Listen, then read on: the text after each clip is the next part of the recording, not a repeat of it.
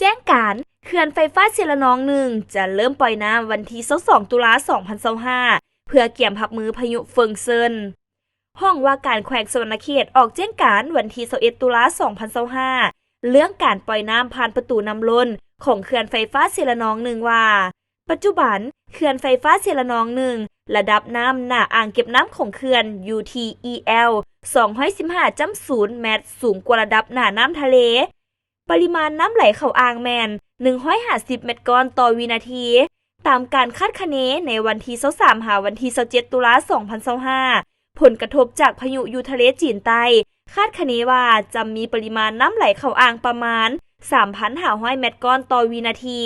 เพื่อความปลอดภัยของเขื่อนฉะนั้นเขื่อนไฟฟ้าเชลนองหนึ่งจะได้ปล่อยระบายน้ำผ่านประตูน้ำล้นซึ่งจะเริ่มปล่อยแต่วันที่22ตุลา2025ปริมาณน้ำไหลออกจะควบคุมที่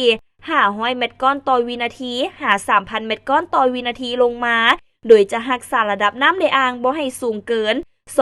215.00 เมตรก้อนต่อวินาทีระดับน้ำท้ายเขื่อนจะควบคุมบ่ให้สูงเกิน EL 169.00 เมตรสูงกว่าระดับหน้าน้ำทะเลเพื่อบ่ให้ส่งผลกระทบต่อประชาชนที่อาศัยอยู่ตอดลุ่มของเขื่อน